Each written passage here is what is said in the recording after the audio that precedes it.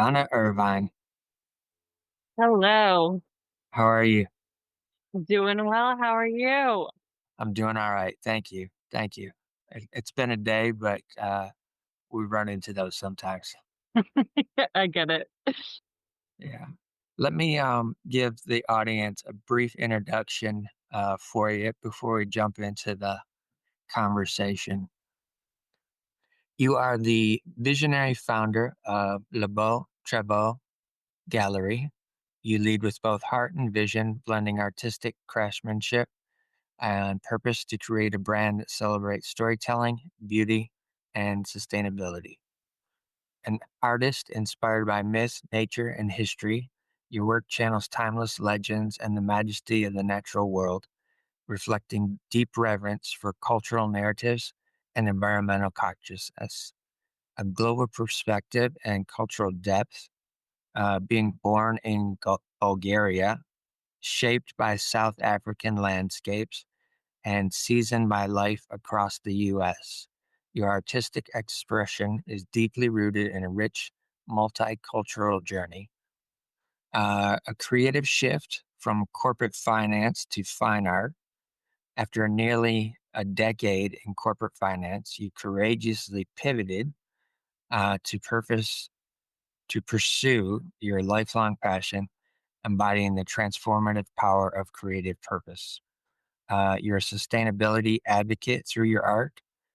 Beyond the aesthetics, your work acts as a call to action, amplifying mindful living and responsible stewardship for the planet. That's an amazing testimony right there at the end. Thank you so much. Yeah, I've always had this huge reverence for nature and just kind of our role in the world. So I'm glad to kind of make that bring that into my part. Yeah. Um, so I kind of just blew up my first scripted question by already letting everybody know that you were born in Bulgaria. But I will pivot to the second part of it, which was what was life like as a kid for you in Bulgaria, So as funnily, much as you can remember. as much as I can remember. So we visited a lot throughout my childhood. So I when I was born in Bulgaria, it was during a time of a lot of economic uncertainty. And my parents they they were struggling to figure out how they were going to afford raising me in that economy. And it was kind of during a time of a huge governmental shift in terms of, like, what the government was gonna look like in Bulgaria. And so, basically, they decided that they were gonna make a huge leap and leave the country, but they didn't know at first where. So they couldn't this was only, like, a few months after I was born. And so Okay. my father actually, before I was born, my father, he went to South Africa, while my mom was pregnant to try and secure a work visa there. And so he worked in a pizzeria for like 3 Oh months wow. to learn enough English to Okay. go on a proper interview for his actual education, which was like software engineering, I think.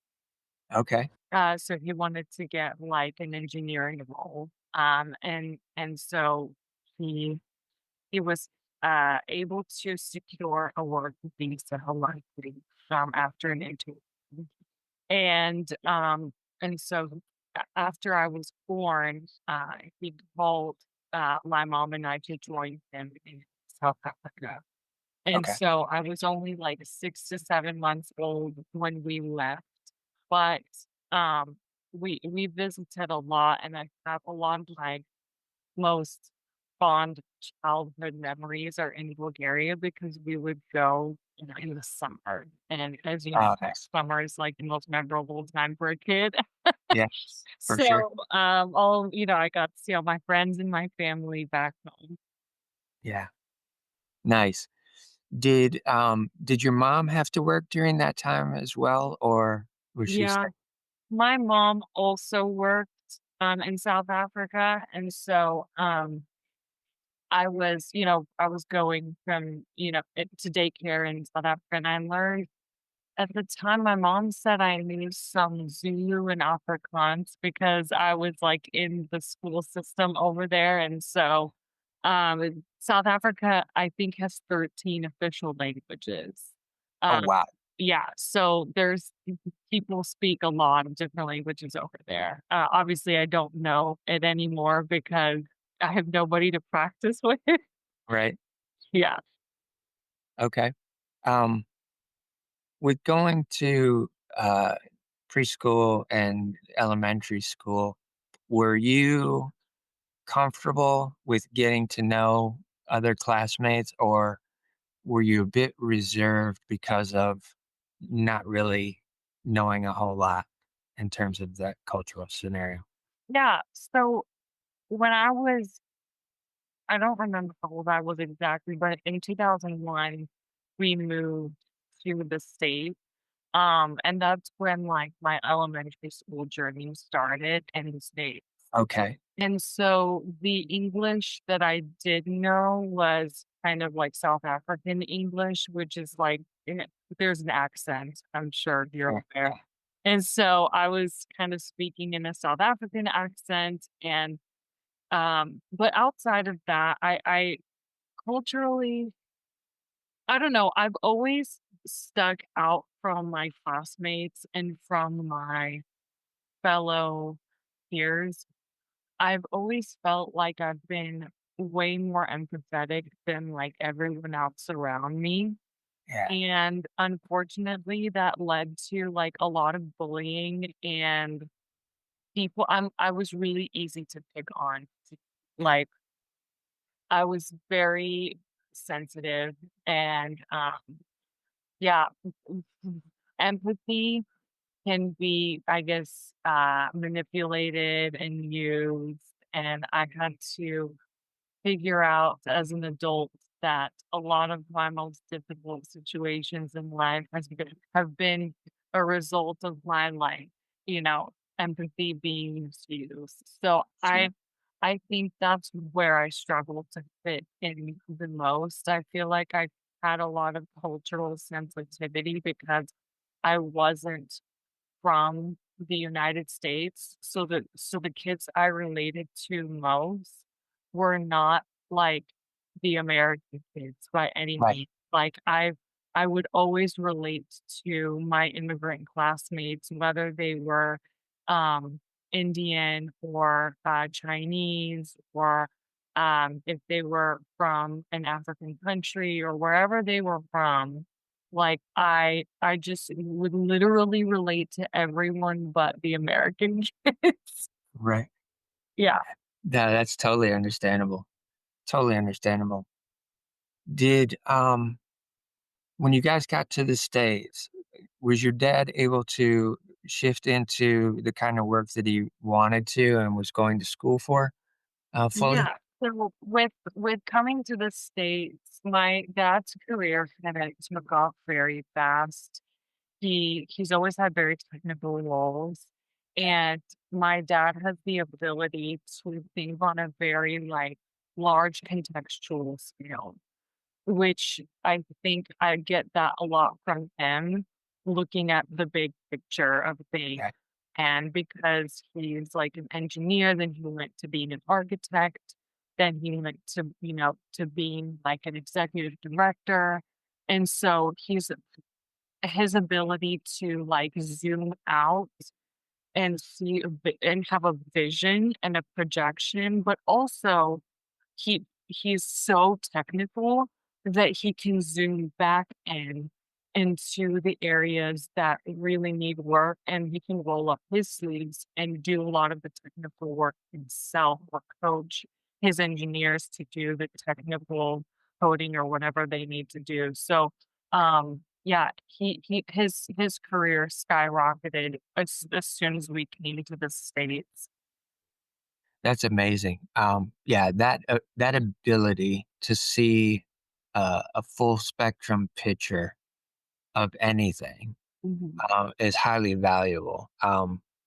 I I know as a creative, a lot of times what I'm doing with my work, if it's branding or um, working with a person that's just trying to start a business and needs all the collateral for that business, I'm able to have a conversation with them and I can do the same thing similarly. And I can see their concept or their vision expanded full blown. A lot of times I just have to scale it back to Mhm. what they need. Um, Absolutely. It's such a valuable skill to have, and it's actually very difficult to what I have. yeah, yeah. When you got to America, how was it for your mom adjusting as well? My parents really mostly just got each other. Um, I sometimes try to put myself in my parents' shoes, and, like, right now, I'm here, and when my mom had me, I think she must have been around 27, and so, Oh, like, wow. Okay. she might have been around my age now when they first moved to South Africa, and then, like, uh I might have my years off a little bit, but, she was around my age when, like, her life majorly started changing, and I'm like, what would my life be if I, like, picked up all my shit right now and then, like, moved to a country which I didn't speak the language, Right. and I know nobody, and I left all my friends and all my family and all of my resources behind. Yeah. Like, that's the most insane thing I could think of right now. Right. 1, I wouldn't do it.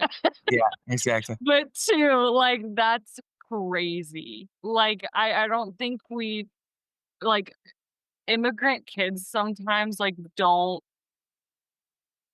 fully comprehend what had to happen to, like, get them to where they are today, Yeah. and that's, like, the most insane thing I've heard. And so I my parents, both of them, had to almost, like, emotionally I imagine they had to emotionally harden For in sure. a way to become emotionally resilient. And, there's upsides and downsides to that, of course. But the more I become an adult, the more I understand it and the more I appreciate it. My mom is a very resilient person. She's Her and my dad are my heroes, and they adjusted well. They were able to embrace the culture, and I think it's hard. You have to toe a line between preserving your own culture and teaching your children the language, the culture, the customs, the traditions, making sure you're cooking cultural foods at home without being overbearing.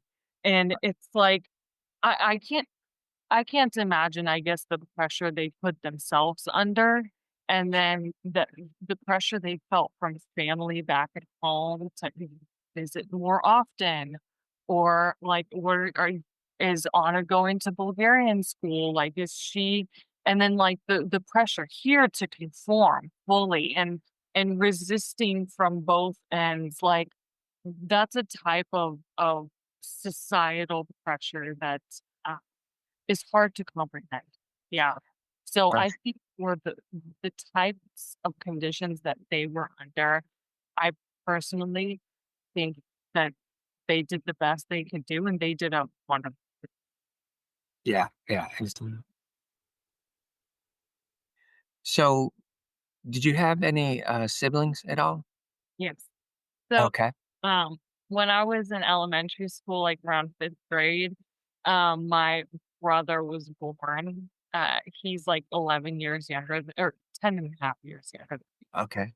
and so he's a funny little guy. He's a completely different child than I was, Uh huh. and so much more rebellious, didn't listen to anybody, what anyone had to say. He's doing life exactly how he wants to do life. Yeah. He's that classic second child. Classic. Yeah, I basically, like, you know, fought all the battles and he reaps all the rewards. Right. I'm kidding. No, he's a good kid, but he's definitely a lot sometimes.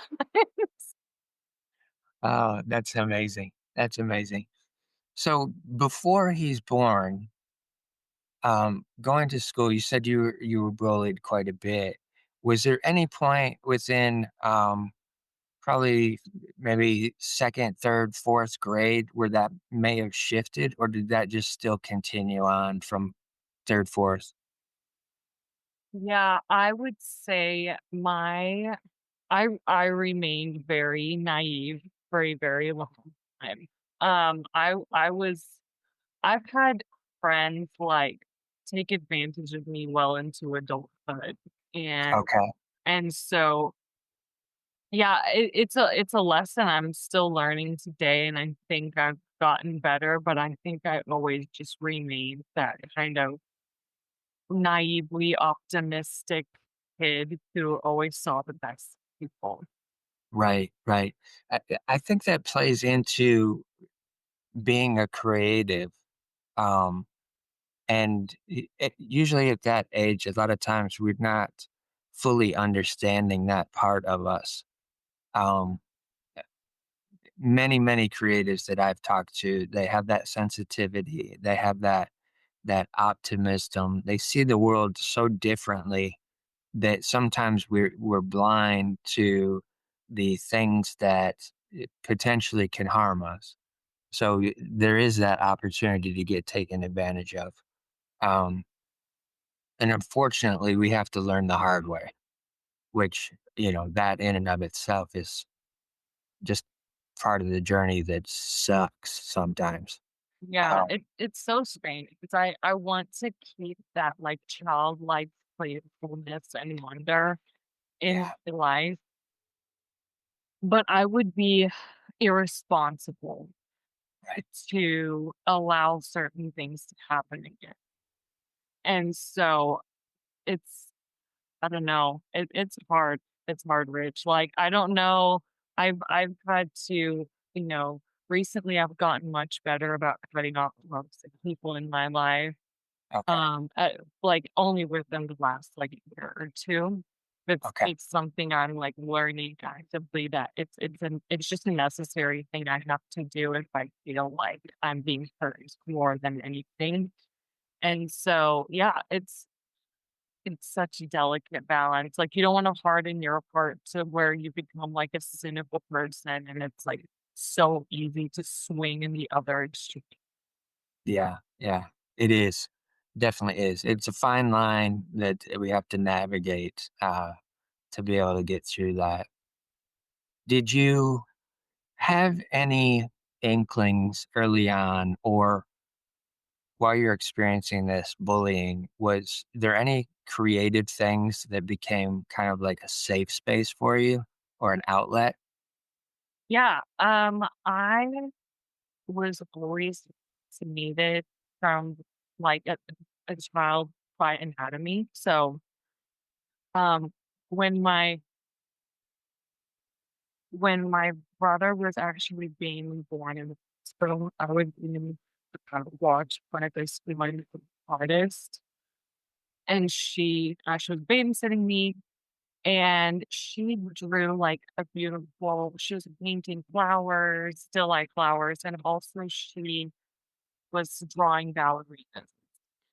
Oh, wow. And she drew, like, this beautiful profile of a ballerina, and I was very, like, fascinated by the structure of the face and by the structure of the foot, and I just, like, couldn't I was like, "Oh my gosh, that came from your hands," and I immediately, like, demanded that she would teach me, and so yeah, that's kind of what I was immediately drawn to, and then that kind of became my solace and my comfort is just studying the human anatomy. And when other kids would like look at my drawings and things like that, they were like, "Oh wow, that's so good." And as a kid, I did appreciate that praise and that acknowledgement because I rarely received it from my classmates. Yeah. And so, like, finally being recognized for something, like, I wasn't as a kid, I wasn't super duper, like, good at academics or anything, but, Okay. just, like, being recognized for artistic talent is the first time, like, I kinda got on the a pat on the back for something at school because I I was constantly falling behind in certain areas, and this is, like, the one thing I was good at. Right. Yeah. Yeah. I can totally relate. Yeah. Totally relate to that. Did you ever play any extracurricular sports or anything like that? Were you drawn to any of that? No, I wouldn't say I did, but I did figure skating classes, but they were like Sure. level, weren't any crazy. I didn't really do sports too much in middle school. I tried doing the basketball team. I wasn't that good. Okay. In high school, I was drawn to playing an instrument though. Like I learned the guitar kind of by myself. And Nice. what I was okay at it. I think I was pretty good enough to like sing along to and stuff like Okay. that. But I my main love and passion was drawing. I loved to Gotcha. How about grandparents? Did you have any grandparents that were creative or have any creative outlets or veins of see. No, I would say my grandparents, I don't think had the luxury of okay, their creative side. sure. My one of my grandmothers, grew up in lived in pretty extreme poverty, and so, like, w when people are focused that much on survival, I guess they don't really have that, joy. She always loved fashion, but, like, I don't think she was able to explore that much. Right. My other grandparents, they farm, they kind of spent their energy on that in a small town. Yeah. So, not partic the one person in my family who kind of explored their creative side, I would say, was my mom. She would Okay. paint these table and she would Wow. like all of these stencils and use the stencils to made these beautiful, beautiful frogs. So that was the Right. first time in my family I've ever seen someone explore their creative side, but that wasn't a very significant part of anyone's life in my family until me. Okay. And then after me, my brother, like he's gonna be studying, like he's going to SMU this year to Okay. study the French. Like he's like a fully creative kid. Like that's what he's going to school for. And so it's like my mom and my dad, two engineers, two technical people who have spent their whole life focused on survival, now have 2 kids that are extraordinarily creative and who do, like, art basically for a Right. Well, what's interesting for me from the perspective of the story you're telling so far is even your grandparents, okay? Um, when you're talking about farm stuff, I understand that a little bit because my family, both sides of my family, father and mother side, are from East Tennessee. So that's a lot of farmland in those areas. My grandfather on my mom's side had a farm. My dad, his brothers and sisters grew up working on the farm. My mom grew up working on the farm. So, and when we go down there in the summers, I would help work on the farm. So I understand a little bit of um, the grit that it takes to have to do that type of work. And so what I'm seeing from a family perspective of is with the amount of struggle that they had, they're having to be creative to figure out how to make ends meet. Mhm, So that I think that's a beautiful thing that a lot of times that um, society in general does not consider um, when we're looking at parents and grandparents about the things that they do and have done in order to make things a little bit better for us, mhm, right? Um, but I'm seeing that, yeah, and I see that too as a spectrum of resilience mhm.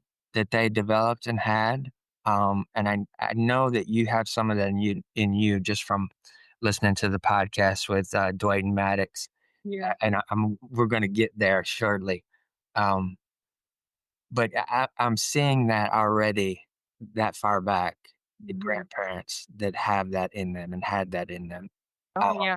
Oh, yeah, and now I'm thinking now that you're saying that, that's so true, like, my grandfather, on my dad's side, he built the generational home that that, wow, like, is in Bulgaria that we go back to every few times, like, he designed and built the house, and so, I'm sure, of course, with others, but, like, eh, you know, that's I guess you're right, that's another way that he expressed creativity is just, like, designing the future of our family for generations to come. yep, exactly, exactly. Those things are, you don't always recognize them until potentially somebody says something and it just triggers that memory. Yeah. Um, that's fantastic. Moving into high school for you, was there a certain point where you knew in your head that you wanted to try and potentially pursue a specific career coming out of high school? So, I grew up in a really competitive school district, and, there was always this pressure to go for very, like, difficult higher education programs. Okay.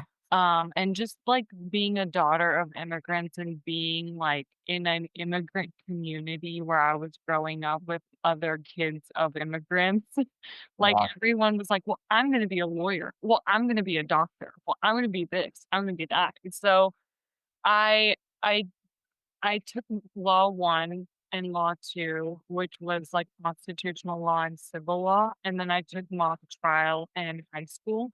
Okay. And I was kinda set on being a lawyer for a while until I took mock trial, and I was like, "No, this sucks."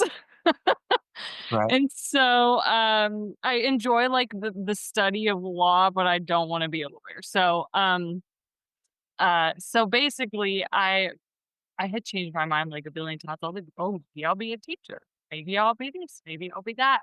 Right. And at one point, I just, like, was so exhausted and stressed of having to pick, like, what am I gonna do for the rest of my life? Everyone had conditioned me, like, school, life, everybody had conditioned me that being an artist, like, basically wasn't an option. Like, I was gonna be starving for the rest of my life if I Okay. wanted to do that.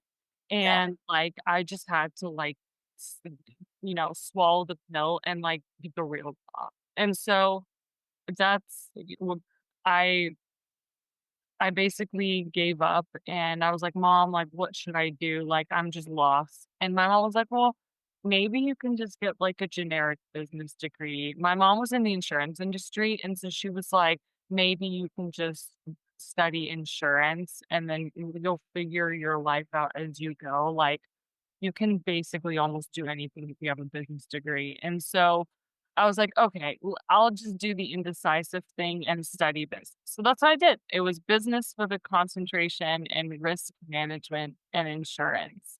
And Okay. so I went, full force into the insurance industry after that. Got you. Got you. When your parents came here to the States, um, I believe you guys moved around a little bit through your childhood and into adulthood. What was that like for you mentally when you realized, oh man, I was just kind of getting used to what I'm doing, and now we have to pivot and move again.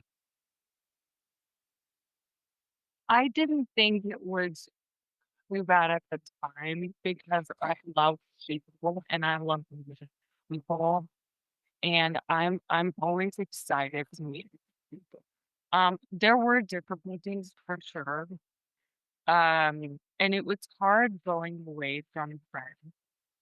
Um, but I think I handled it better than most. It's just because of how much I love people.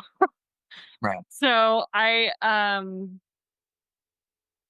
it definitely was like hard to because I was always the outsider coming in, I think.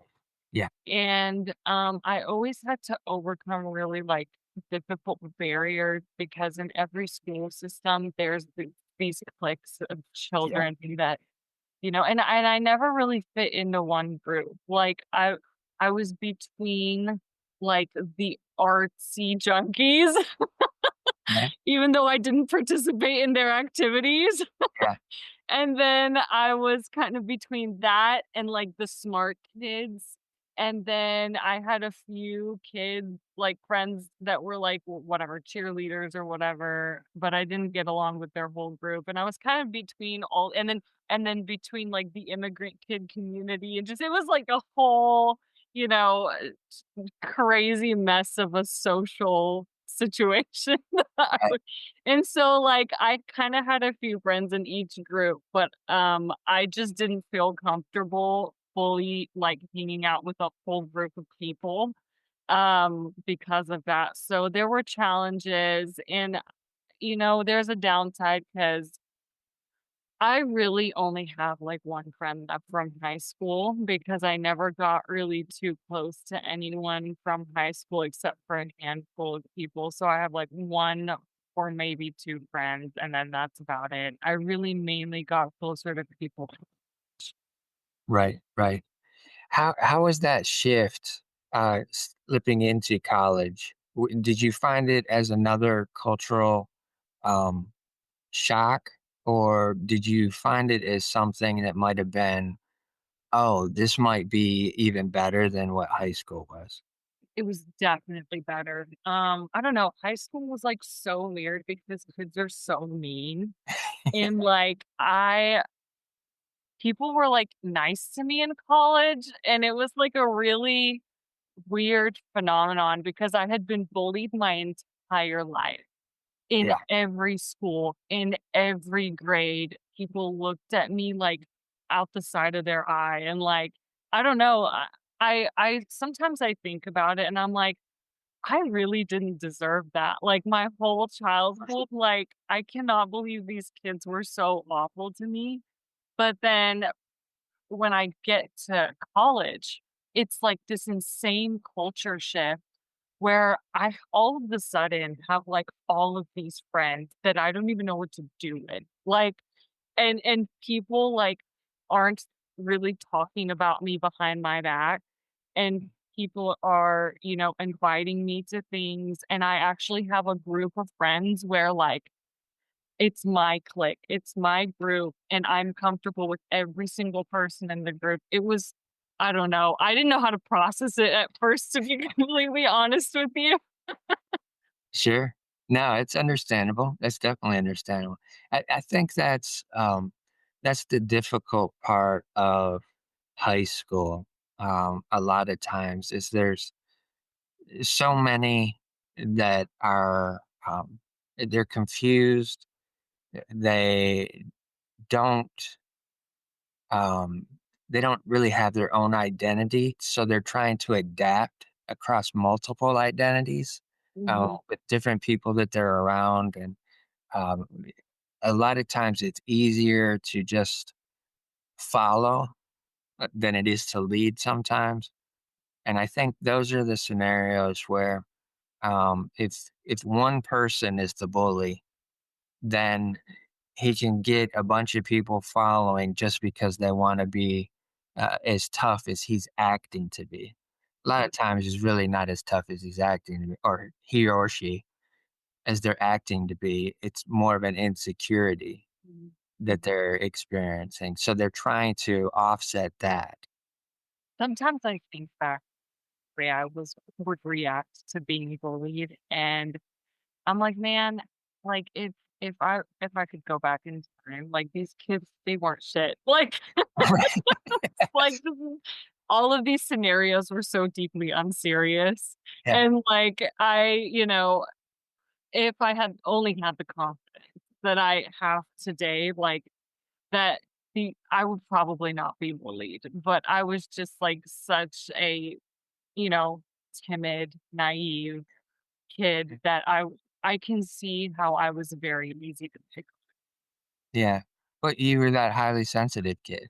Mhm, You were experiencing everything at a different level of uh, perception and reception mm. as well from most everybody else. So that eh, give yourself some grace in regards to that because you don't learn that until you get older. Mhm. And as you are learning that, looking back now, it's like, man, those kids, they really didn't have all going on that they thought they did, right? Yeah. So yeah, it's wild that those things have to take place, and hopefully, um, it will get to a place where those things start to shift. Hopefully, with the turning the volume up on empathy and understanding that there are sensitive people out there, and that we need to give some love and kindness out into the world, and hopefully that'll just trickle around and start becoming more relevant across society in general. With the college that you went to, where was it at and what was the name of it? UT Dallas, it's in Richardson, Texas, yeah. Got it. Okay. Just wanted to set the tone there for the listeners.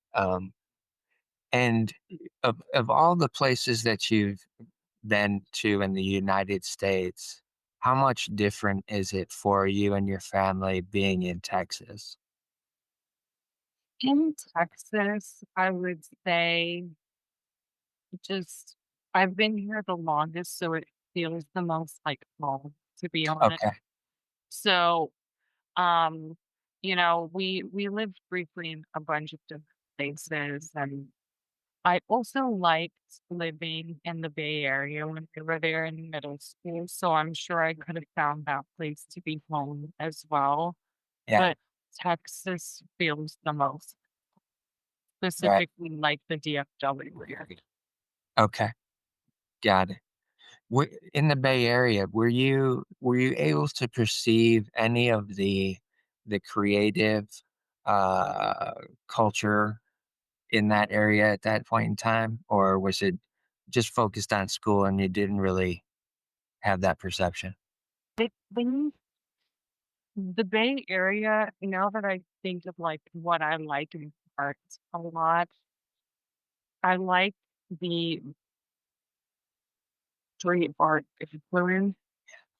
And so I don't think I like consciously was paying attention Okay. to art in San Francisco.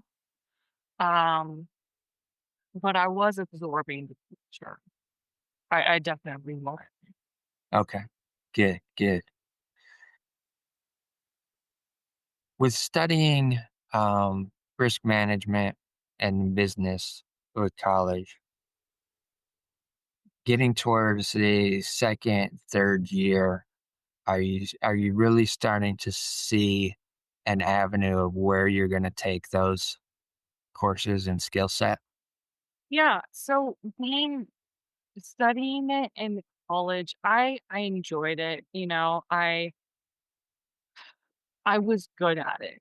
And like for a kid that was confused, and someone who was just trying to figure out their way in life, like, Yeah. being good at something does matter. And so I truly still enjoy it. Like, um, I found a passion for it. There's some passions that you have from the beginning, they're just kind of ingrained in you and you discover them.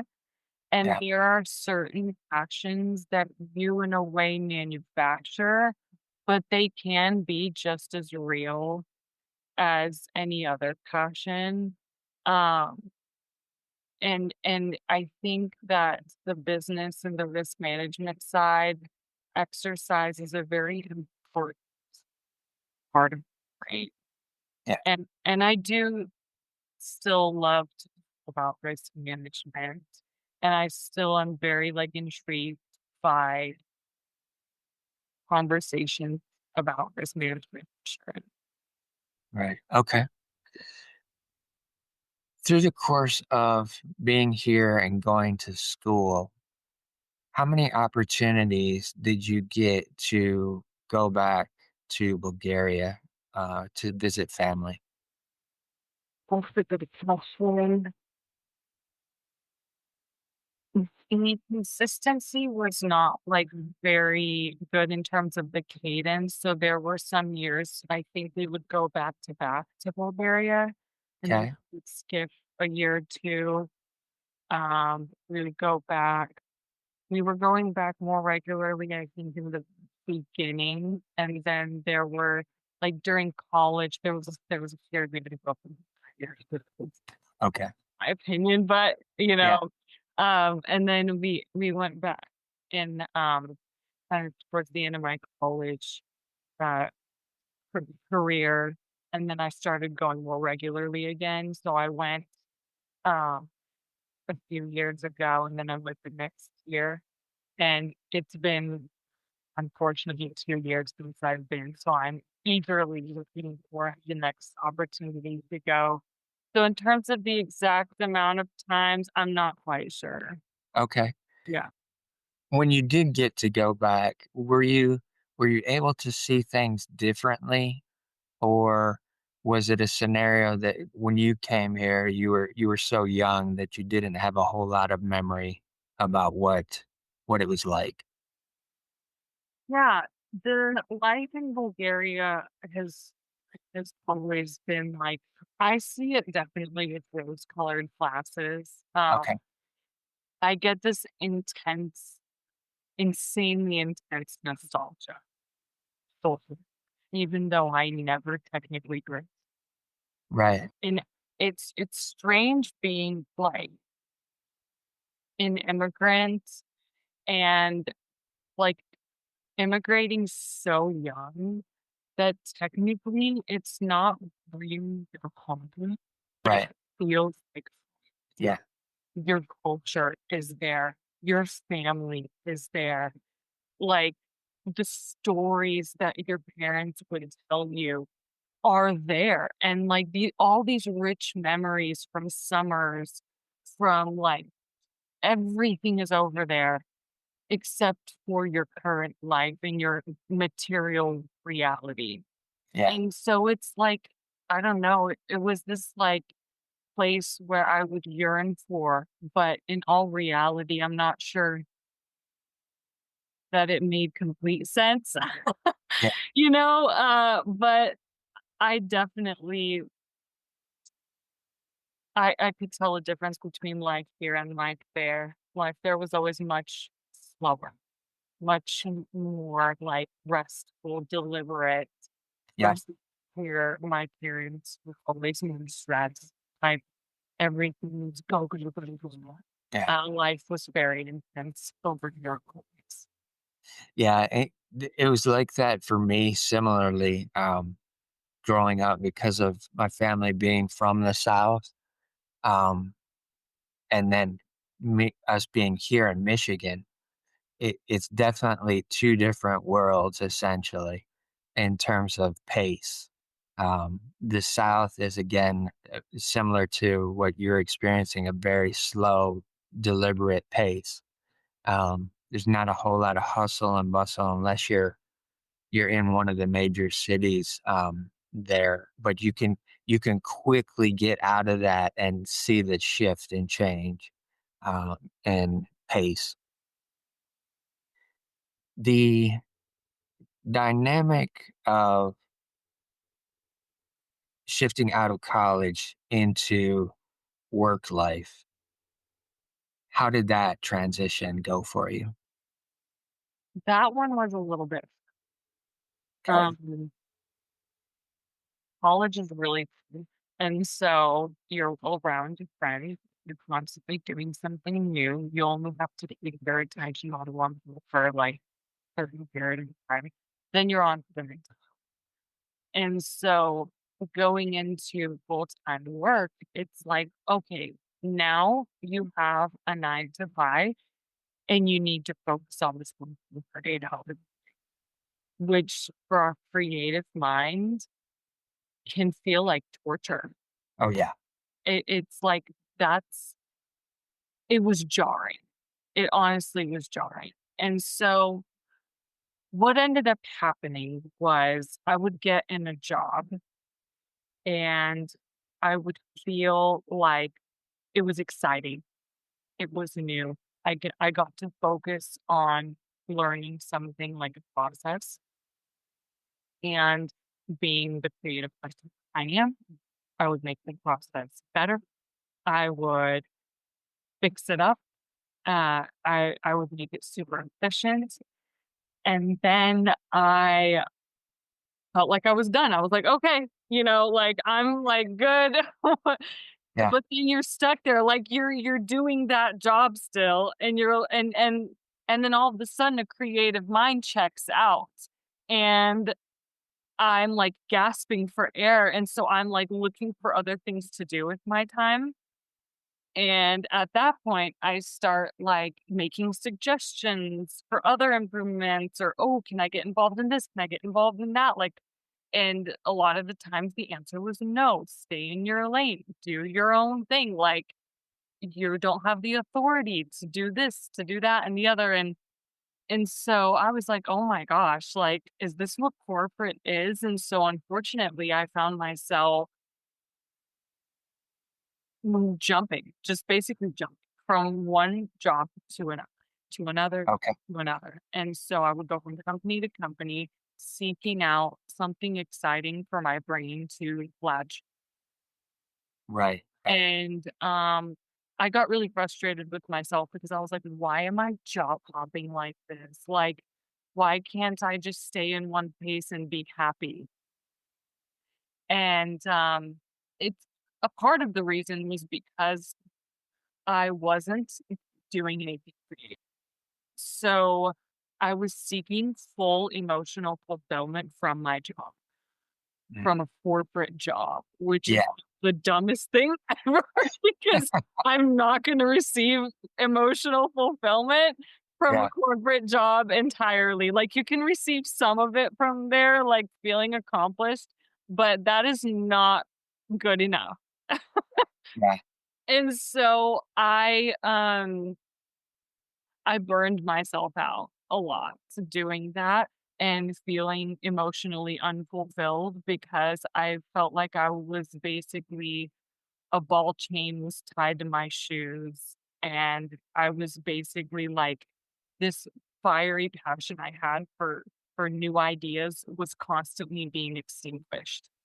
Yeah. So yeah, that was a jarring change.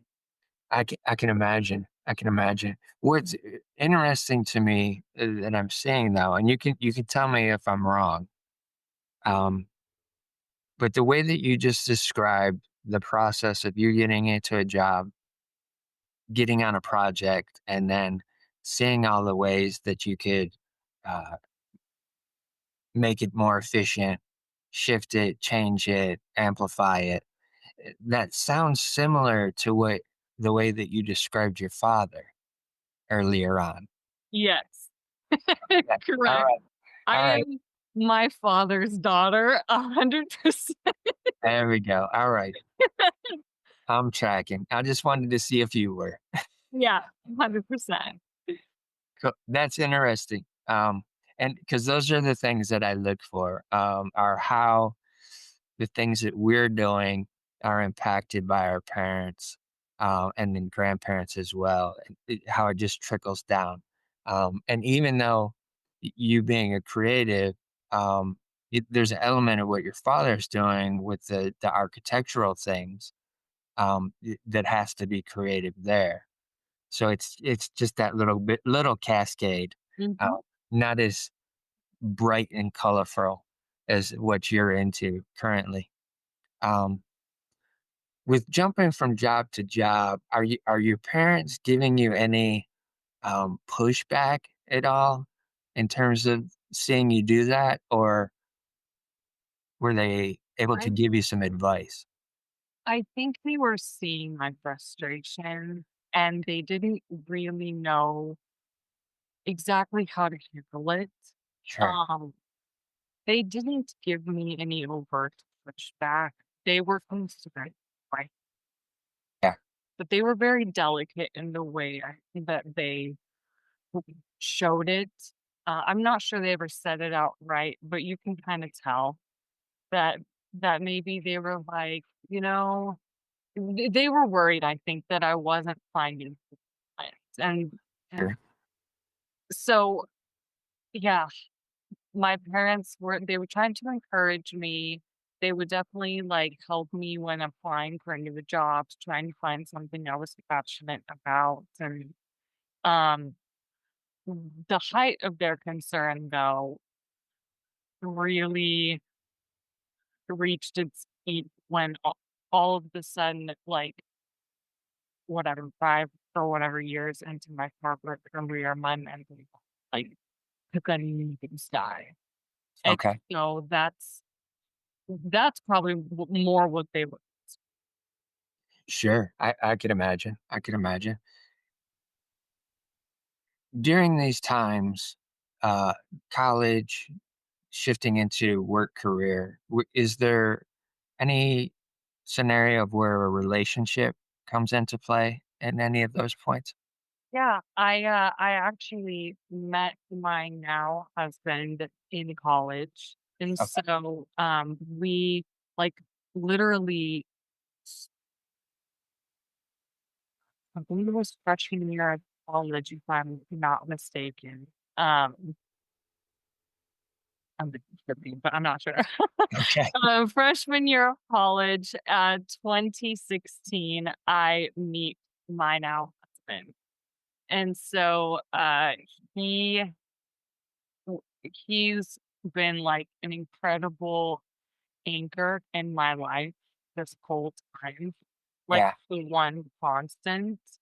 He's a very, like, even keeled, kind of very stable person, Yeah. and I'm sure I keep him thoroughly. Right. Yeah. Okay. What was he going to school for? He went to school for, IT, like, technical, stuff and also marketing. So, Okay. he also has both sides of his brain intact where, like, he has the creative side for marketing, but also he appreciates the technical side, and I think that's why we work so well together because he understands my brain. Yeah. And at what point do you guys get married? We get married in 2023. So Okay. right as, like, the vaccines were coming out, everyone was vaccinated, everything, that's when we got the wedding. Got you. All right. So before that is the part where you're starting to see your mental state sliding down. Is that prior to the pandemic and at work? So it was right after. So Yeah. basically I had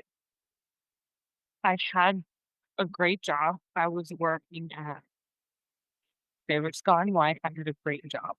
I Okay. had a great living situation. I was newly married. Like, I technically had, like, everything I wanted in life. I had basically changed, or everything I thought I Sure. Yeah. and all of the sudden, um, when a creative mind gets complacent and bored and has nothing to challenge it, unfortunately, I learned that it turns on. Yeah. And so that's like right after I got married, a few months after that, all of a sudden, my brain is like coming up with awful intrusive thoughts, awful scenarios in my head. And it develops into like this serious case of this. Okay. Okay. So what happened and developed for you was an extreme sense of structuring things. Need to need things in certain places, need things to be sitting right. It was more so OCD, like, so obsessive compulsive disorder is when your brain, um, it's rooted in fear. So, Yeah.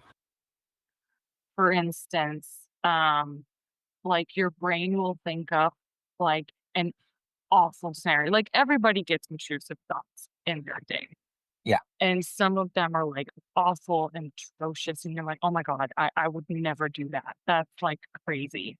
But like a normal person can quite easily dismiss those thoughts.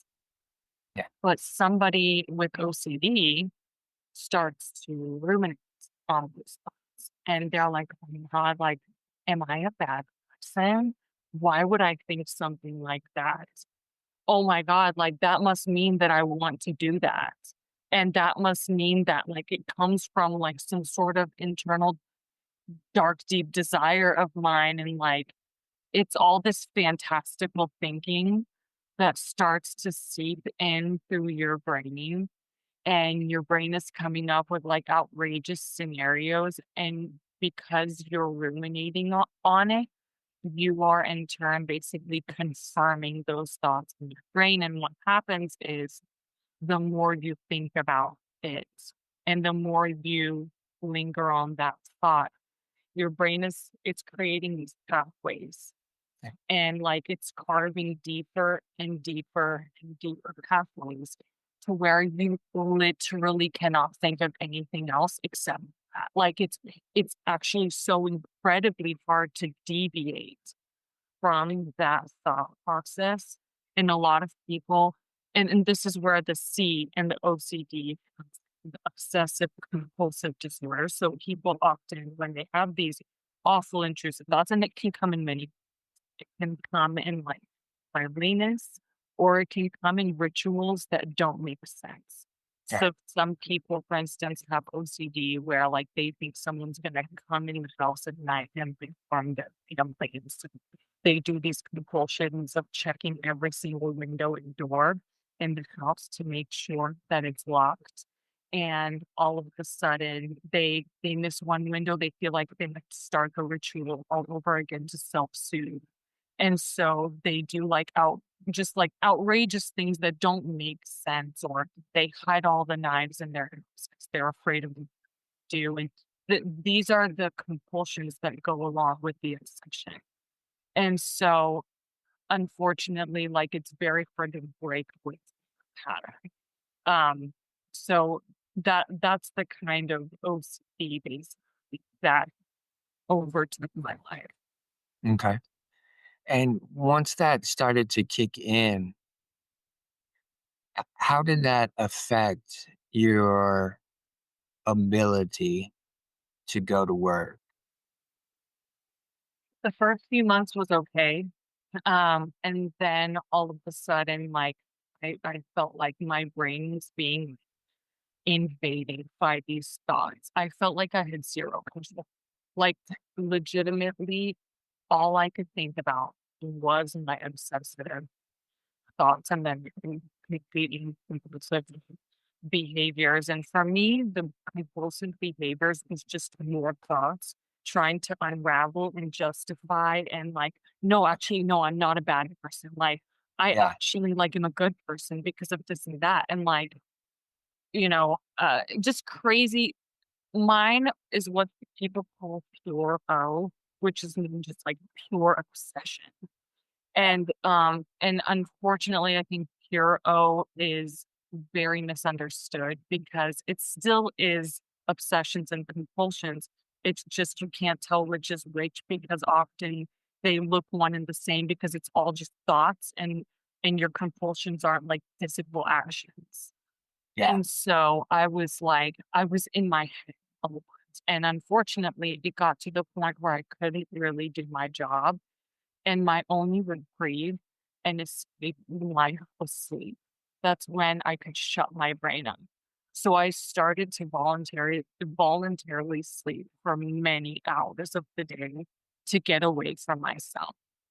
Sure. And and I like things at work started to slip and I was embarrassed. I've always been a very high performing individual Hmm. and very accomplished, very I think I've been very smart, and all of a sudden my brain is, like, unraveling its in many ways, like, with the OCD, and then I was having full existential crisis on top of that, like, questioning the existence of, like, God and everything. Like, I literally was my brain was unraveling in my hands in front of me.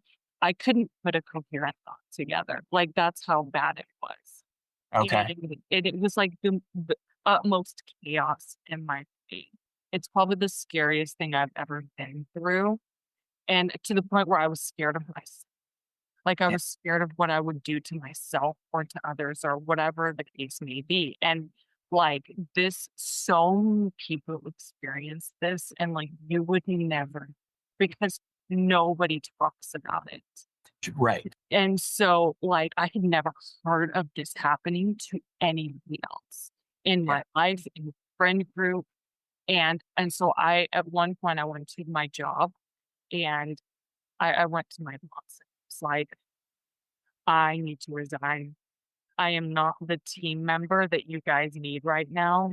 I am literally, like I'm deeply and I need to, like, take time and recover because I needed to take care of my body and my mental health. And my supervisor at the time, she could see my decline. It was, I think, to her, not to other people on my team. I was very good at hiding it, but Yeah. to her, she knew. She was like, "Yeah, this is probably the best decision you could make." Right. Yeah.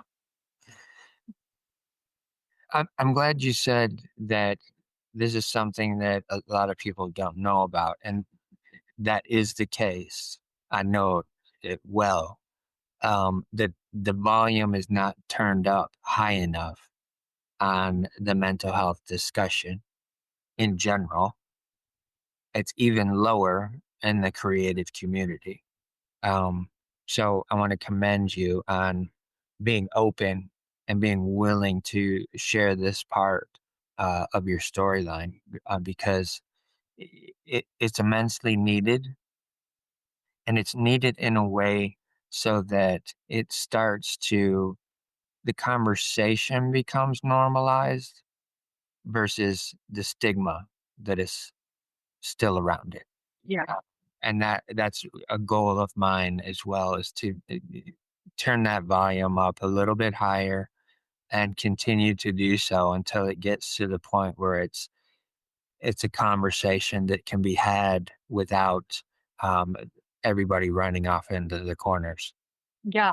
It's, you'd be so surprised. Like, I'm sure some people are like, "Oh my god, I can't believe she would say that, like, she would share that," and it is a vulnerable thing to share. Oh, absolutely. It can be terrifying, and for years, I didn't really wanna do it because I'm like, what would my colleagues think? What would my friends think? What would my family think? Like, just it's so nerve-wracking to share the worst, like, in your life Yeah. to other people who aren't maybe aren't gonna understand.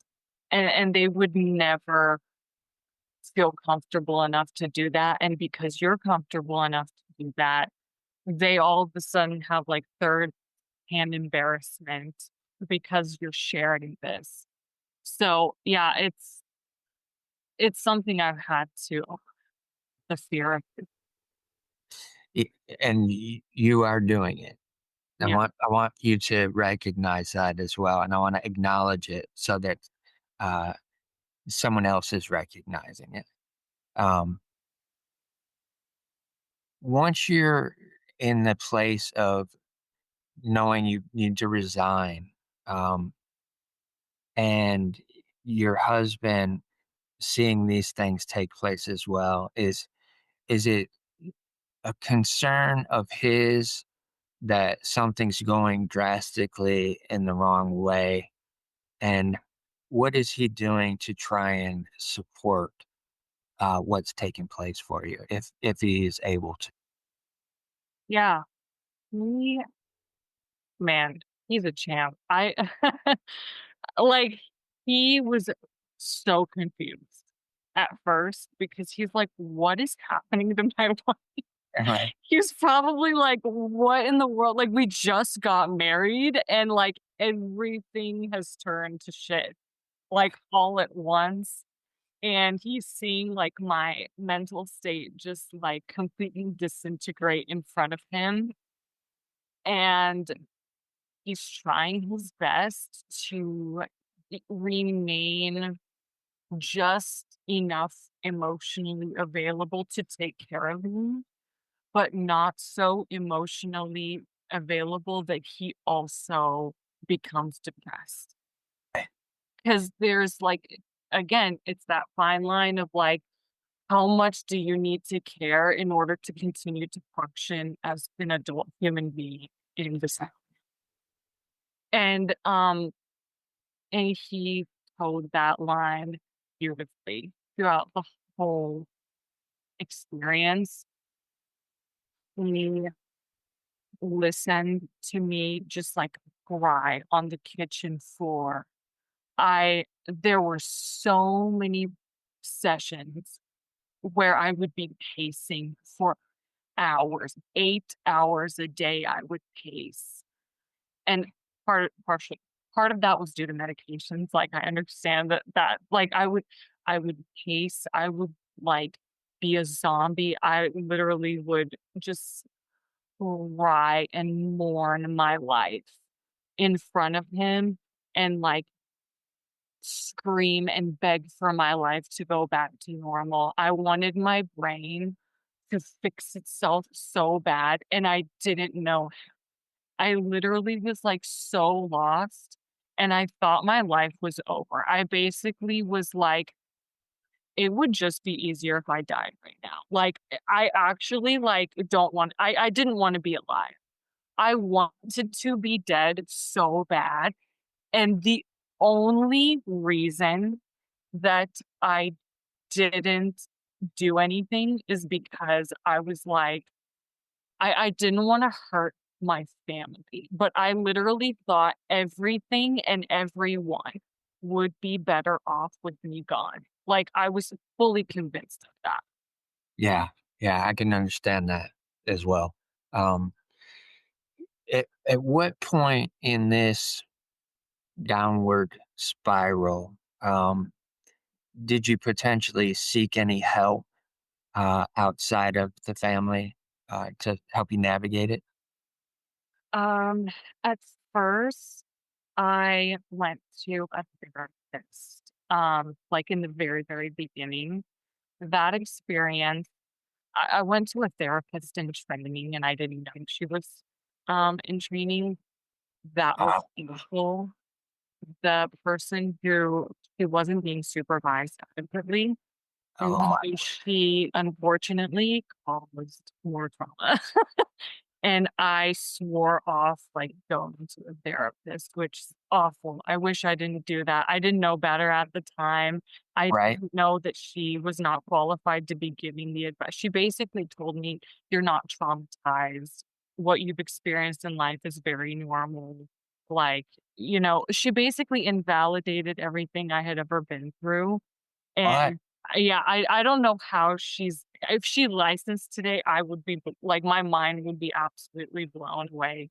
I didn't really keep tabs on her afterwards or anything, Sure, of course. but, I don't even remember her name, to be honest Right. with you, like, I kinda blocked that out of my memory. Yeah. And then I immediately sought out a psychiatrist, and I immediately, like, even from the very beginning, got put on medications because what I was eventually hoping to get towards I'm a very, like I research things a lot, so as soon as I started getting intrusive thoughts, I started looking for solutions on the internet, and I had come across, like, this TMS treatment, and I was like, "This is gonna fix my life." And in order to even qualify for TMS treatment under the insurance plan I was under, I would need to have multiple failed rounds of medication.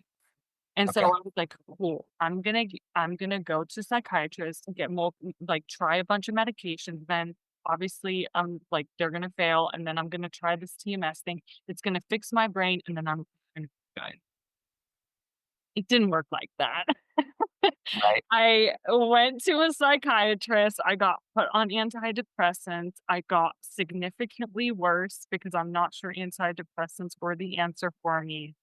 Um, all of a sudden, I became extremely suicidal, and, then I got hospitalized, a few months into those meds, then I got put on antipsychotics, and just, like, this cocktail of drugs, basically. Yeah. Yeah. Was, like, put in my lap. And, um, and then all of a sudden, like, I eventually end up trying TMS. Obviously, it didn't fix my brain because there's not one solution, I don't think, that is, like, a brain fixer. I'm still on a cocktail of drugs that are probably not for me, and way too strong, and I'm on way too high doses. I was maxed out on certain like, basically, I would be on medication for a while. Obviously, my condition would get worse. Everyone assumed that it's because my brain was getting worse and not because it was a side effect. Then they would put me on higher doses of the medication. It was this vicious cycle of, like, Yeah. me getting worse, and eventually I was, like, maxed out. Like, I was, in fact, on a higher dose of the antipsychotics than even the company selling the antipsychotics recommended. I Oh don't my know gosh. I don't know how that's possible. I was basically a zombie. I I say to people I was, like, chemically lobotomized. Yes. Yes. That oh man. Uh I hate that for you. Because I understand the process of trying medications, not working, trying other medications, still not working, trying others. The rounds of combinations become overwhelming at a Mhm, point. And also too, if you're with a psychiatrist that is assuming that they need to increase because the problem's not being taken care of, mhm, then there's again, it's a fine line even with that. You're walking that fine line of where how far you can turn that up before you have to turn it back.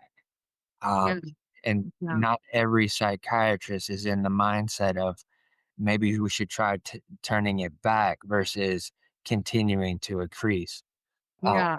I I always think, like I've had people ask me, like, "Do you think that your psychiatrist committed, like, you know, medical malpractice?" And I would say no, because I think he did what he thought was best. yeah, He's like a young 20-year-old whose brain is unraveling, and he's like, "Oh my god, like, I'm like, let me put this Band-Aid on the situation, and right. then it's only getting worse." And he did what his education trained him to do, Yeah.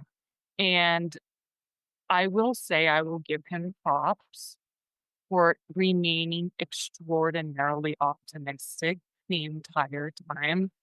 He was like, I have full confidence you will get better. He's like, I don't know what the journey looks like, but I do think you will get better. Even if you don't believe in yourself, believe in me because I believe. Okay. And so I don't necessarily agree with all the decisions he made as a doctor, Sure. and I don't think I would have done the same, but I don't think he did anything out of malice or to hurt me. I think he was trying to. Right. Right. The point where you have to make the decision that you need to go to the hospital, and be admitted. Can you give the audience just a bit of a brief picture, as much as you feel comfortable doing, in terms of what did that look like prior to making that decision, and what uh, informed you to make that decision? So the first hospitalization that I had, I wasn't entirely sure I needed to be hospitalized. I was panicking for sure. And Okay. I had definitely like a concerning thought pattern and sequence. I don't think maybe the first time was entirely necessary, but it was a good experience because I knew I figured out that being hospitalized is not a scary thing. And it's honestly like I don't know, it's not the worst thing in the world, you know? It's just going somewhere where you're being taken care of, you know? There's a lot of stigma behind Oh, being hospitalized. And then when you're like in the hospital with other people just seeking mental health refuge, you're like, everyone in here is a normal person. Like, no one in here is like unhinged or anything. It's like all of these people live lives just like you and me. And like, I encourage the viewers to like try to understand that the person next to you at work may have been hospitalized before and you would never know. Like, most of my colleagues and most of my friends don't know that I've dealt with what I've dealt with, and they have no idea that I've been hospitalized twice. yeah. And, like, and there's nothing wrong with it. It entirely just means that you have the courage and the and the wherewithal to get help. Right. Right. Did the time in between coming out the first time and then deciding you needed to go back the second time, was it a short period of time, or was it an extended period of time It that was a you had that? 6-month difference. Okay. So, the first time, like I mentioned, I don't think it was entirely necessary looking at it, like, back at it, but the second time was. Okay. The second time I was dealing like, I had my condition at first. I was maxed out on, like, my meds and just was a zombie and, like, the suicidal urges were, like, so extreme that I was basically having to, like, hold my own hands down to prevent hurting myself. Okay. I literally I don't know how to explain it to somebody, but, like, my eyes were, like, darting across the room looking for sharp objects. It was like I had 0 control over my my I wouldn't say 0. I had very minimal control, enough to not hurt myself, Right. and that was basically it. Like, enough to say, "I need to be, like, institutionalized right now." Basically, like, that was the extent of the control that I had, and, yeah, I a lot of it had to do with side effects of medication, unfortunately. Um Okay. Yeah. So I think that, and I'll let you know later, like, how I came to that conclusion. Right. Right. At that point in time, did once you get hospitalized, did your the psychiatrist that you're seeing outside of the hospital, did he have any say so in terms of the treatment that you experienced while you were in the hospital?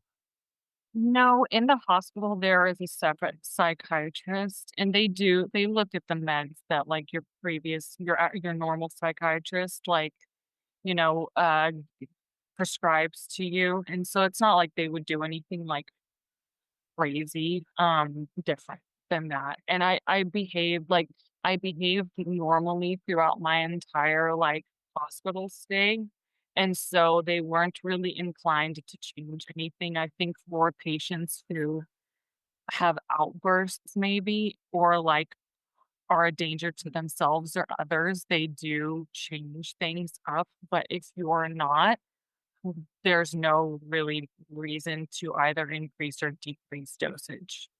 Okay. The reason that I asked that is because there are instances, my case in specific, where my psychiatrist that I was seeing was an actual resident at the hospital that I was admitted into. So eh, she was still in charge of the regimen of medication. So what I was curious to see is whether or not once you got in, if there was that uh, potential other doctor that came in and said, maybe we need to back some of this off. I don't Yeah, the doctors didn't have that perspective. Okay. I could tell that the doctors and the hospitals were very, like, I don't know, I felt they were hardened. I felt that they were just cynical. They see so many patients in a day. They're kind of just, like, going through the motions. They're like, "Alright, you know, do you feel good? Do you feel okay? Do you feel like hurting yourself?" Like, it's like you're talking almost to a robot. Like, Yes. Yes. it's like, "Tell me about your symptoms, blah, blah, blah, blah, blah, blah." It's like this mumbling, and then you just, like, get sent on your way, and you're like a cog in the system, and Yeah. it's the system needs work. Very much. Very much so. Yeah, you said it. Yeah. Uh, Coming out the second time, how long was it before you felt in a place where you could potentially look at tapering some of that down? So I came out of the hospital feeling very optimistic about my situation, even though not much had changed. I don't know. I was just freshly motivated to get better. But still again, I would I I I, I was still struggling. It's not like anything really got better.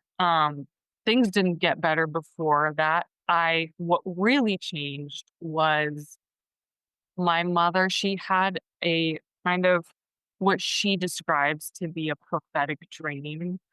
Okay. And so my mother, she's had many of these, like, prophetic dreams in her words, Okay. and they're usually correct, and they somehow end up, like, coming to fruition. And so she said that she dreamt of how sorry, 1 moment. Sorry. Right. So my mother had dreamt up how I she would snatch me out of the darkness and take me. It was a very, like, vague dream. I wouldn't say it Yeah. was, like, very descriptive of, like, exactly what would happen, but she would just snatch me up and take me home. And Okay. so a few months she told me about the dream, and so a few months later, she plans this trip to Bulgaria. And she's like, "Anna, like, you're clearly not working right now. So, like, you have all the time in the world to come with me to Bulgaria. I'm going to pay for your plane ticket and I'm taking you with me to Bulgaria. I don't know. Maybe it'll help you. I don't know how, but maybe." And so I go to Bulgaria and I'm still struggling while I'm there, but, like, the environment, it's home. Like, Bulgaria is home to me, and my uncle saw he's in Bulgaria. He's a police officer over there, and he saw like, how unwell I was. He was very concerned. He was like, "This is not the Yeah. aunt that I know, like, she's sleeping for way too many hours of the day, and she's like I'm clearly, like I have this, like, immense effort. I'm trying really hard to get better, but I'm Yeah. still on the medications, and so I'm like I'm fighting with all of my might to get better, and, it is taking up a lot of energy. I'm sleeping a lot, and then the last day of the trip, we go to my aunt's house, and my aunt is a nurse, and Okay. she's been a nurse for many years, and she's technically, like, my mom's aunt, but it's, like, the same thing in Bulgaria. Yeah, gotcha. And so, like, it's just I go to my aunt's place, and her name is Steffi, and Auntie Steffi, she takes one look at me, and she's like, "Come in the other way." And I'm like, "Here we go." Like, she's really perceptive, and I'm like, "This is gonna be a whole, like, conversation." Yeah.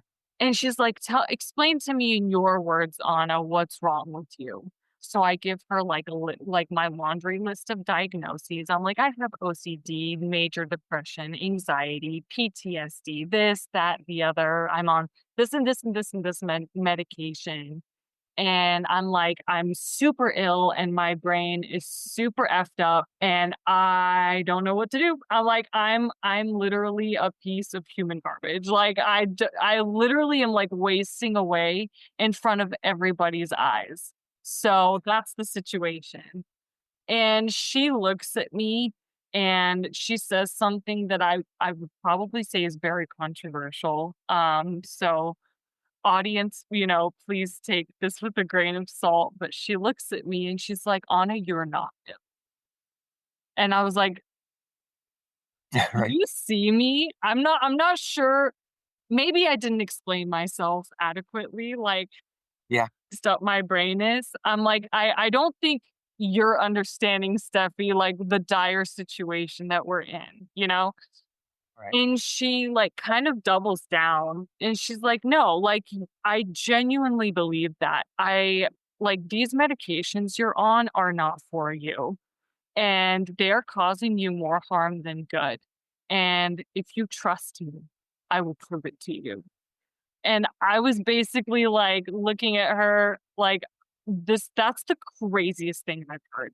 For the past year and a half or whatever, I don't remember how long it was, but for Yeah. the past however long, I've been, like, in and out of doctor's offices, in and out of the hospital, like, getting intensive care, and Yeah. you're gonna tell me that I'm not ill and that, like, I don't need to be on these meds. I'm like, "You're insane." Like, I didn't believe her, you know? And so, basically, I was like, "Whatever." At this point, I felt like I was going insane because I was trying the same things over and over again, and it wasn't helping. Yeah. It was like, "Well, I guess, like, this is my last resort." And so she's like, "You're gonna go back to the States and you're going to tell your psychiatrist that regardless if you have his approval or not, you are starting the deprescription process. And he's either going to support you or he's not. Like, and that's just the way that it's going to be." And so I had started the process a little bit in Bulgaria, but mainly continued it in the US. And I did exactly what she told me to do. Okay. And from that point, like, I was still struggling the first few weeks as I was being deprescribed. And, but there were some small shifts that kind of gave me hope. But right as I was getting hope, this like gnarly detox process began. Oh, yeah. And because I was on such extreme doses every night for multiple weeks in a row, I shook violently. I was sweating.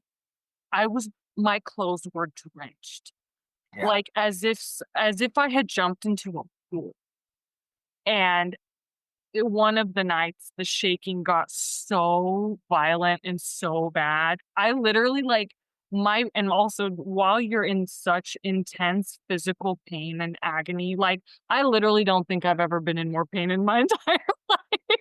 For sure. Like, I would not wish what I went through on anybody. Yeah.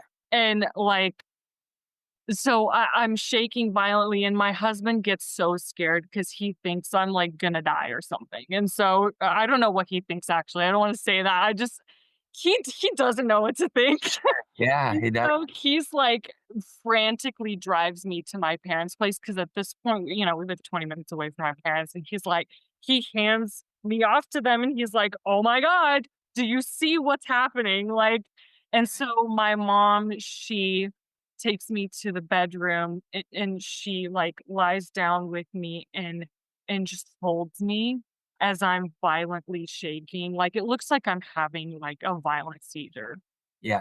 and she just holds me, she babies me, she changes out my clothes every 15 minutes for multiple hours in a row. So I wouldn't be just in, like, soaking wet clothes. And while I'm shaking, by the way, I'm, like, super hot and super cold at the same time. It's, like, the most strange phenomenon of and I'm sorry I'm rambling so No, you're I good. literally, like it's I can't even describe the detox process adequately to anybody, and so after a few weeks of this, it eventually calms down, and the detox and the shaking, like, kinda stops, and all of the sudden, my brain quiets down, and the suicidal thoughts are slowly, like, going away. They're not there anymore in the same way, Yeah. and all of a sudden, like, a few weeks later, they're completely gone, and I'm still dealing with intrusive thoughts, but the urge to harm myself is not there, Right. and I'm like, "Okay, so instead of dealing with 99 problems, I'm now back to dealing with my original OCD problem." I'm like, "I can handle this, like, all of that other stuff is gone." I'm like, "Wait, let me just figure out how to handle this, and maybe if I had figured out how to handle this from the beginning, I Right. wouldn't be in this position." And so you know, I started to kinda just, like, figure out how to deal with just OCD. Yeah. There's 2 things that I wanna touch on, um, because what I was doing was allowing you to paint a picture for the audience and the listener, because many times that information is not given, so it's never understood, what that transition can be like for an individual. And everybody's different. W The one thing that I wanna bring up first is you mentioned that your mom had these prophetic dreams. Was there an element of spirituality that your mom experienced that allowed her to see these dreams as being prophetic? Yeah, I would say my mom is a very spiritual person. I've had a love-hated relationship with spirituality, I think. Sure. Um, and I don't really know fully where I would categorize myself today. Okay. I think I'm still figuring that part out, but she would say that there is an immense level of spirituality, in what she experienced. And so, yeah, I think that played a huge role. Okay. I was just curious about that. I didn't see it from a perspective of necessarily being a religious scenario. I saw it more of as a spiritual thing, and I was just curious if she, felt that that's how those were coming through for her. The Yeah, other and mom has like she's always been very spiritual. Okay. The other thing that I want to highlight is your aunt, um, and the fact that she's working as a nurse in Europe. What's what's interesting from my perspective, and it's only because my psychiatrist that I've dealt with for many, many years, uh, she's Canadian. So she already had a different perspective and study process with medicine coming into the US. And I see that as a similar scenario for you of what you experienced when you went back to Bulgaria and your aunt looked at you and was like, "Come in here. I need to talk to you.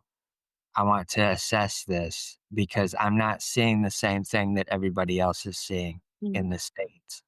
Yeah. And I think i- that if you can put that as um, a a God wink, if you will, that you had that in your life at that point in time, I think that it'll help you to understand maybe some of those things of spirituality that you're trying to figure out.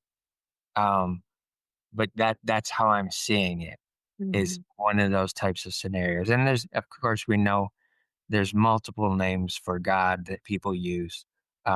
That was just the easiest Yeah. word for me to throw in Right. to play.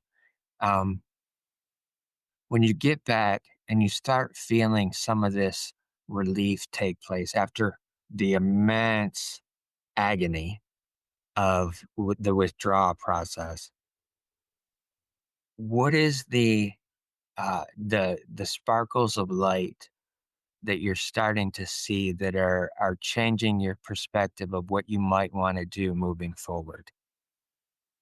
Yeah. So with coming back and kind of going through that process, but then starting to recover a little bit, um, because I wasn't on all these meds, I had way more energy.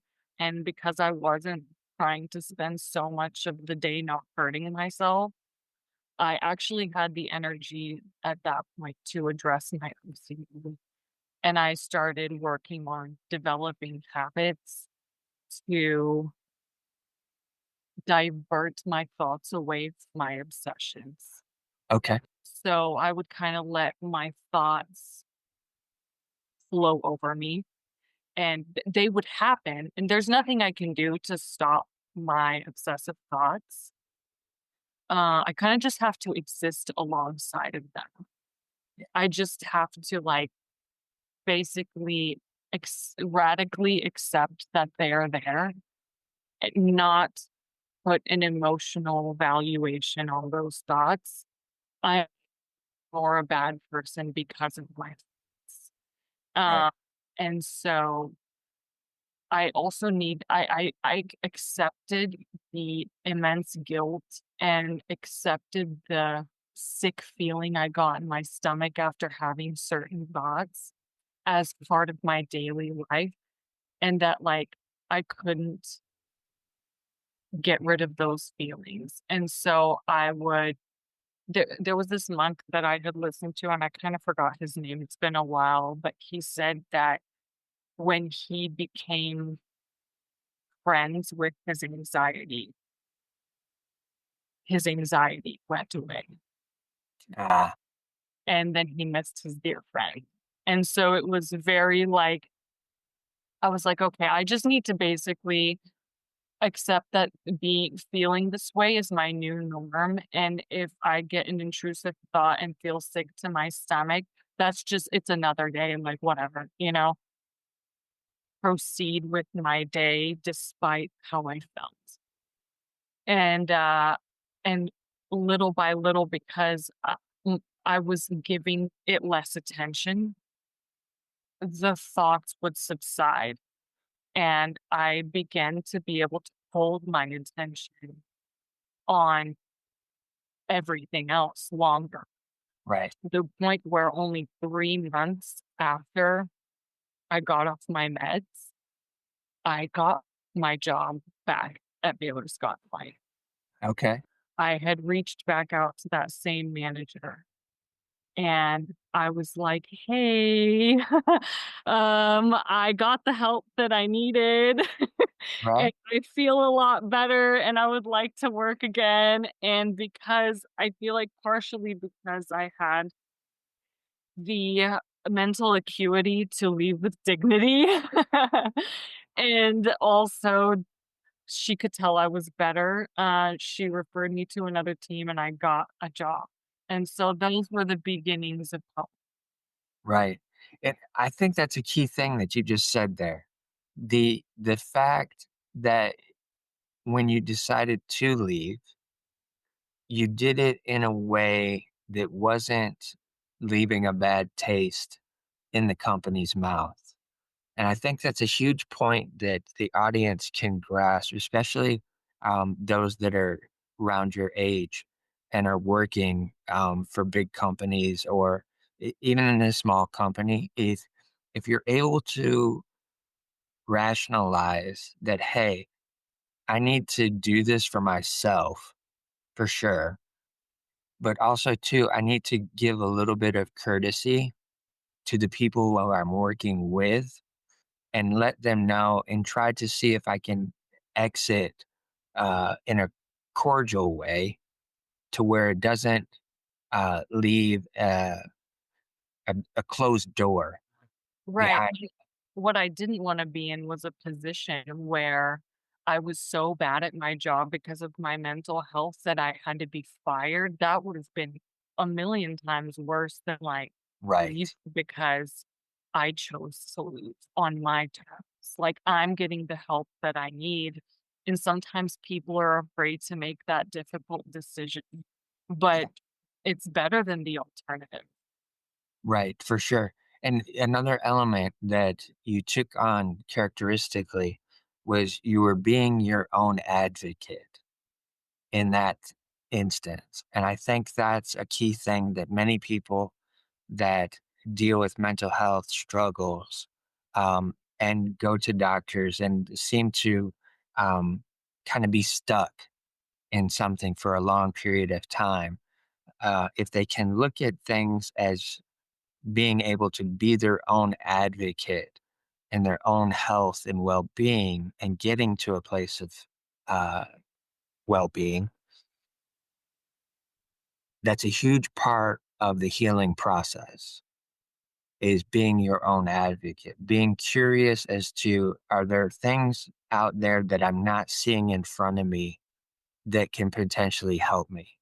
Are there things that are taking place in my current work situation that I can do to not make it worse on potentially exiting or being in a situation where I have no choice but to be fired because I'm doing so bad?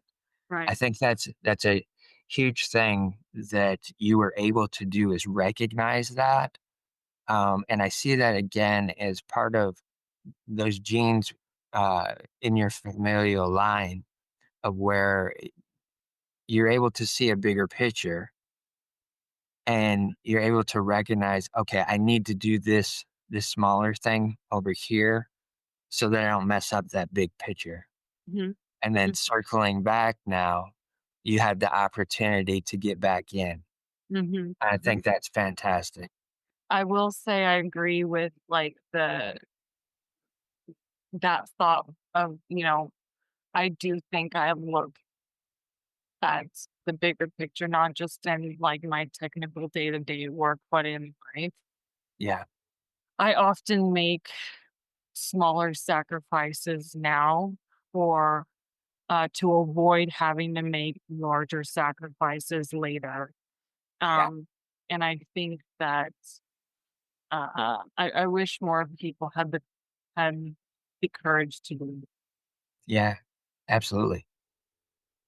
With being back at that job, um, was it the new position that you had? Was it something that after, say, maybe a month or so, that you felt that it was still as fulfilling as it was before?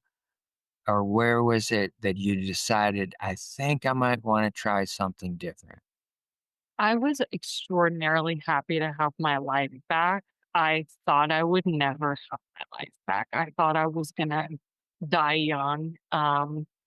And I thought I was just gonna waste away. So I kind of went back to work with like this whole new enthusiasm. The first couple months were hard because my brain was still recovering from the medications. So on the meds, my short-term memory was completely shot. I couldn't remember a conversation I just had with you. Like it was really bad, like, my husband would talk to me like nothing was happening up here, okay? And then he would be like, "Oh, Anna, did you do X, Y, and Z?" And I'm like, "I don't know what you're talking about." Like, he's like, "Anna, we had this conversation a minute ago. I don't know how you don't remember this." But, like, it's true. It would just happen, and but with going back to work, I was still recovering and oh my gosh, like the frustration I was having initially with my brain because it was still not working quite right.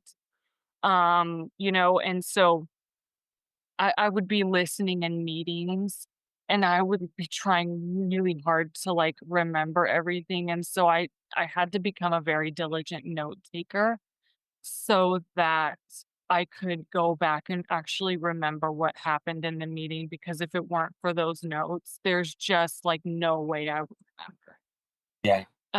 And so that's kind of I was very enthusiastic in the beginning, but, I did that for a year, and I was very happy, but then I started getting, like, ambitious again, dreaming again, and, like, being like, "Okay, wait, now that I have my life back, like, I actually can do whatever I want. Like I have free will. I can like achieve all the dreams that like I never thought I could. There were so many things I wanted to do when I was sick. Like I was regretting so much and now I'm back and like I can actually do whatever I want." And so I I had I was like I first of all, I want more money.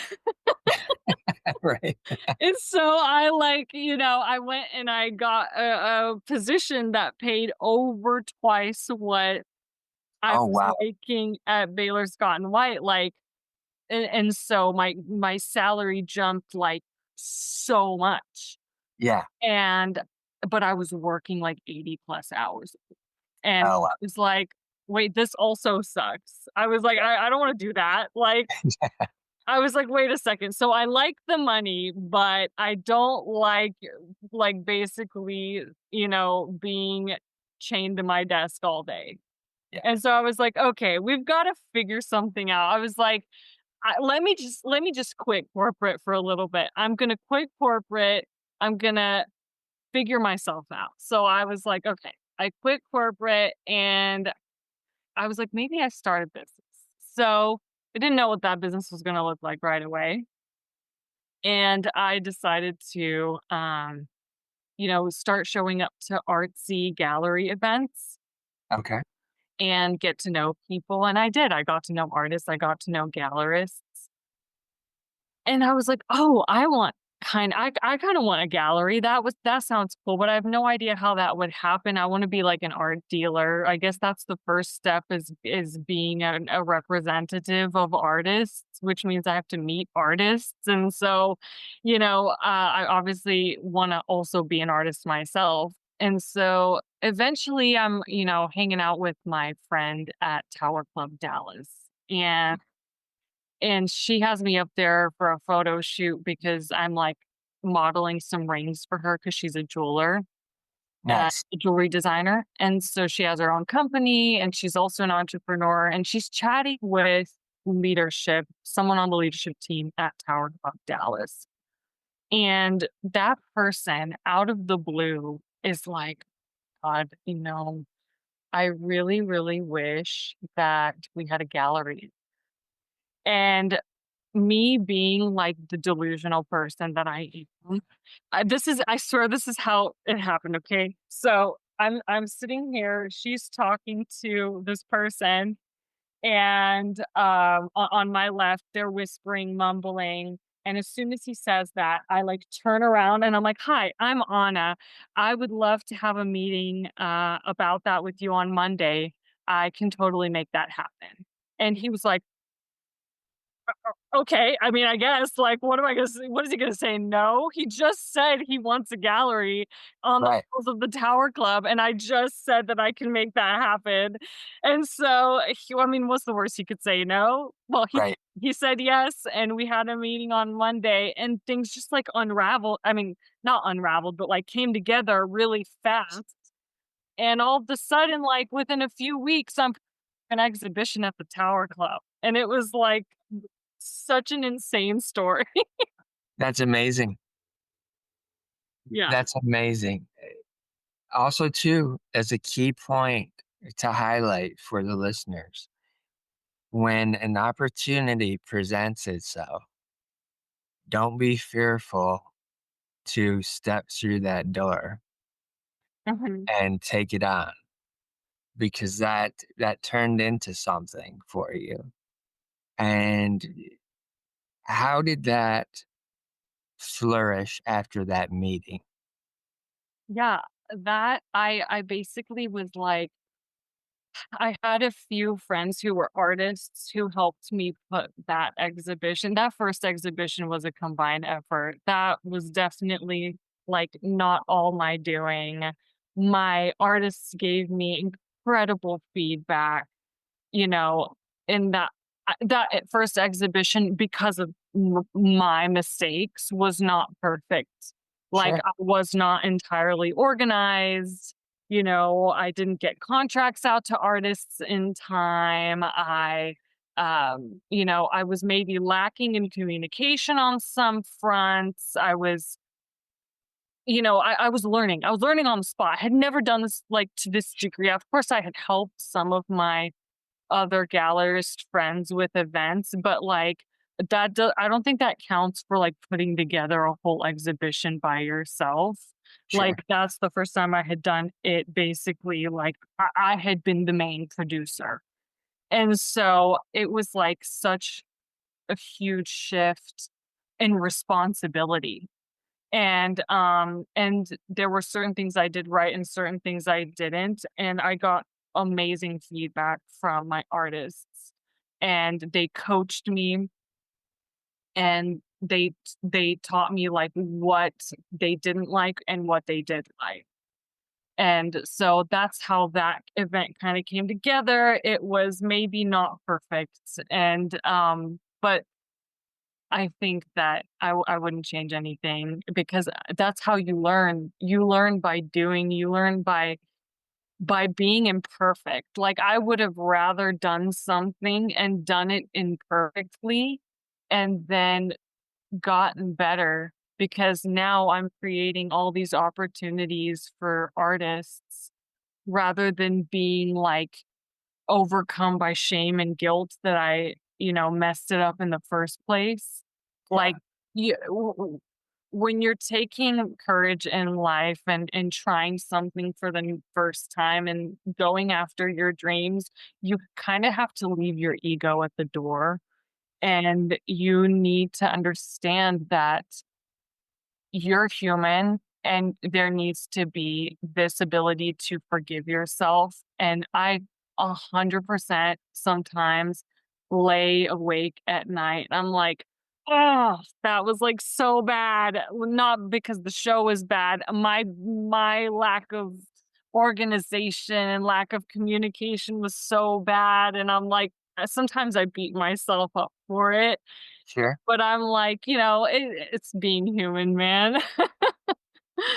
It is. That's a key thing again for the audience is that you have to stay curious enough to attempt things.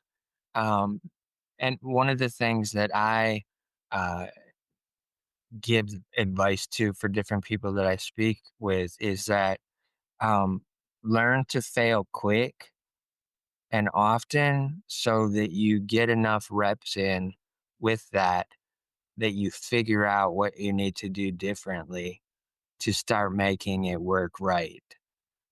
And those are things that there's many people have so much fear of attempting to do something, which again, I want to commend you on having no fear and turning around and saying, I can make that happen. Even though maybe in your head you're like, okay, I don't know how exactly, but I'm going to say I can because there's an opportunity here. But yeah, having the courage and the curiosity to do something, even though you may not know every piece of the puzzle that it's going to take, is always beneficial to get you further along. And like, even if it's just one step further, it's going to get you farther along than you were because Mhm. it's one step. Uh, And that's all you need is just continuously getting one step. mhm. And it helps. When you get into these opportunities, you're putting these gallery events on. Where does that internal desire to be doing your own things creatively, your own art, where does that come about and spring through? I think I'm very inspired by my artists. Like, I I see so many new things, new techniques, mediums, combinations, colors, things like combinations I haven't seen. And I'm like, "Wow, that's so cool." And like, I finally, in adulthood, have given myself full permission to be an artist. And Nice. so I'm like, well, it's time for me to like load up on art supplies and figure it out. And it's fun and it's exciting and I feel like a kid again and I feel like I can try new things and like yeah, it's childlike wonder, honestly. So I mainly look at my artists and their work and also the artists that I see all over social media, I take inspiration from a lot of different people, uh, Right. to put together different art styles. I'll see something on Instagram that I wanna try out in my paintings, and I'll just see how it works. So, that's kind of where I find my passion and my desire, like, I get to play again, I get to be a kid. Nice. Nice. One of the things I was curious, even at the start, giving you the introduction, where did the name for your gallery come from?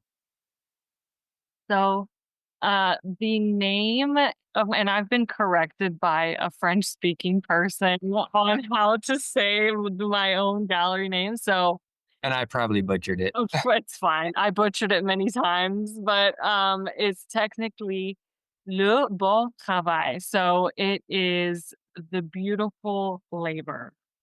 Oh, And that's what it means. And where I kind of came up with it, I I had realized that, as I mentioned in school, I was always like a very creative kid. I may not have been the best in my early school years in academics.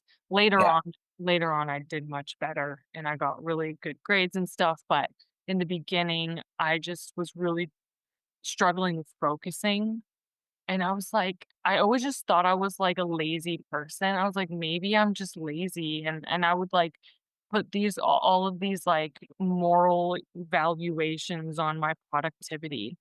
And and so I was like, maybe I'm just and I figured out that whenever I'm working on something that I'm passionate about and I allow myself to obsess over it and pour myself into it, I am a workaholic. I love it. Like I'm really productive and I do what I need to do.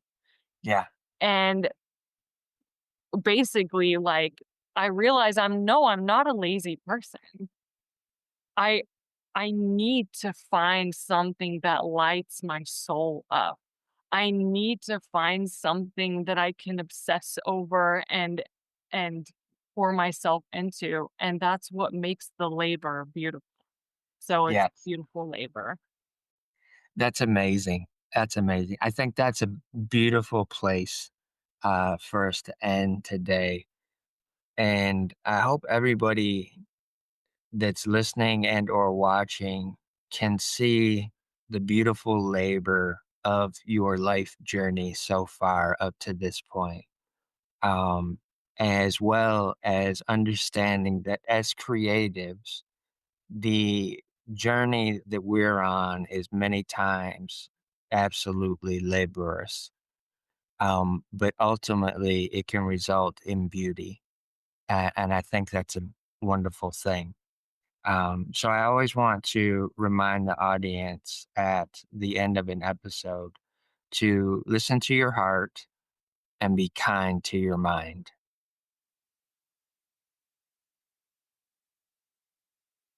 That was perfect.